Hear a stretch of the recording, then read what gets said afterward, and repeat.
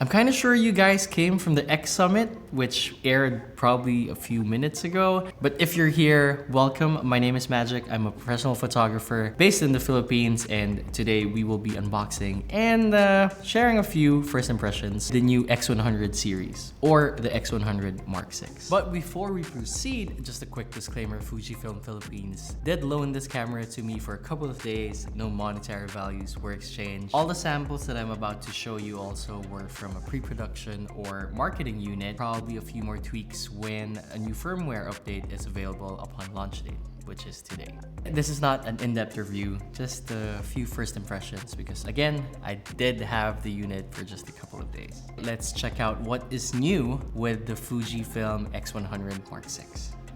Come on, come on. But of course, we're gonna unbox it. This is the Silver Agent. You got Capture One exclusive free trial. What's in this box? USB-C to A strap clips, and you have the Fujifilm strap. As announced, the Fujifilm does use the old W126S battery. There's a reason for this, and I'll tell you in just a bit. Okay. This is it. Oh, let's put in the battery also.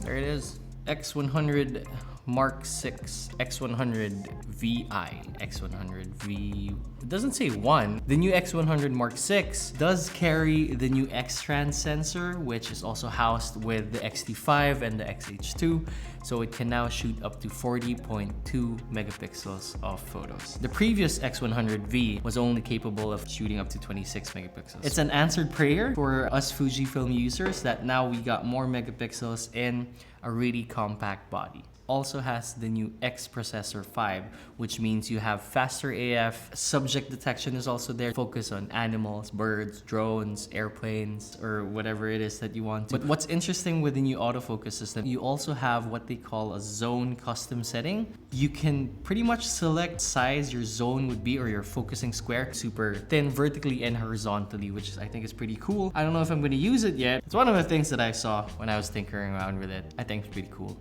Happy to report that the focusing really sticks. Even if you're shooting both photos or videos, it tracks effectively. You know that the AF will stick there like glue. Very, very effective because of the new X Processor 5.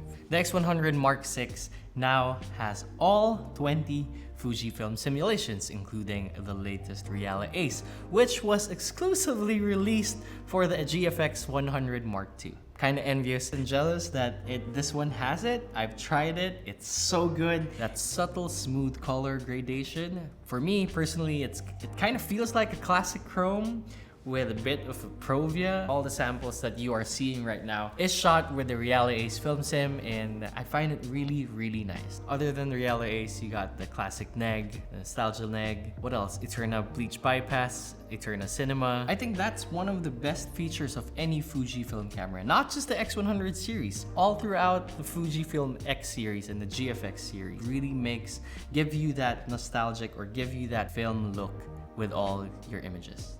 Not just images, also videos. It now has IBIS or in-body image stabilization. Now, I know what you're going to say, do we actually need it? Yes, we need it. It has a 5-axis IBIS up to 6 stops. I think that's plentiful when you're trying to shoot handheld. It's so nice to have IBIS on this small compact camera because you don't have enough weight to balance it. I think it's pretty good, especially you can shoot videos with it also. We'll get to that. Handheld shooting has progressed from the X100V to now IBIS on the X100 Mark VI. So now that I mentioned video as well, most of the content creators or film fans, not film fans really, cinema friends, the Fujifilm X100 Mark VI can now shoot 6.2K 24p up to 30p cropped. Let me just read this. 4K HQ 24 to 30p, full 4K 24p to 60p with no crop, full 1080 HD from 24p to 240p. It shoots F-Log and F-Log2 with a base ISO of 500 for the F-Log and 1000 for F-Log2. I'm sure some people may find it odd why this compact size or rangefinder type of camera would house video features such as 6.2K, 4K.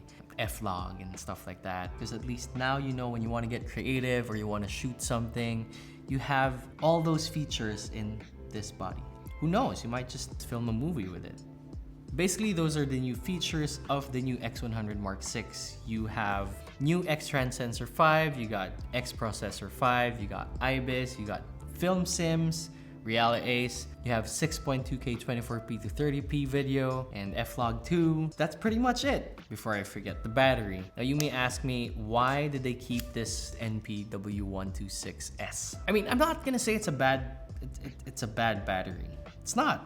Of course, it has its limits, and the main reason they kept the same battery is because they wanted to keep the compactness of the camera. I didn't have any problems shooting the entire day with it. Maybe in the future, Fujifilm would release a newer battery. I mean, imagine having the 235 here. Not only will it make the grip thicker, it's gonna just make everything a bit heavier. Defeats the purpose of it being compact. The X100 Mark VI didn't have too many cosmetic changes, actually close to none. Still has the same 23mm f2 lens version 2. It's still super sharp, super crispy. Similar top dials. You got the ISO dial, shutter dial. It still has the same connectivity ports. The micro HDMI, you got USB-C for charging, and the 2.5 mic jack or shutter release port. Still no D-pad. You still have this really beautiful flat LCD. It is not weather sealed. If you want it to be fully weather resistant,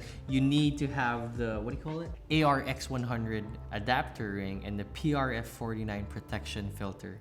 And I think that sums up everything that's new with the X100 Mark VI. Of course, I came prepared. Because I would also answer a few questions that I am predicting that people would ask, and let me just read it here. I own an X100V.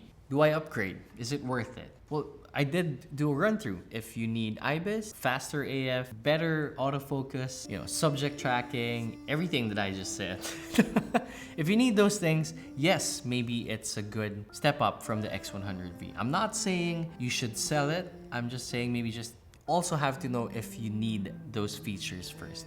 Then it would be worth an upgrade. Okay, one more question is, hey Magic, you think this can be my first camera? Hard yes. It can be your first camera if you want a compact, travel-friendly, no changing of lenses, but of course it has its pros and cons. Its pros, IBIS, Film Sims, you got fast autofocusing, but you're very limited with the lens. If you're looking at in a budget perspective, you have the XS20 with an 18mm to 55 f2.8 to 4 lens, almost at the same price range as this. But if I were to buy a new camera, depending on what I'm gonna use it for, I probably pick this if I want to learn. At the end of the day, it depends on your budget and where you're going to use it. It'll be worth it. Really worth it. So that concludes today's video with the exclusive first look of the newest Fujifilm X100 Mark VI. If you guys have any questions or concerns or anything, just leave them down below or message me on my socials. It's @MagicLiwanag. As always, I thank you so much for watching, and I'll see you guys in the next video.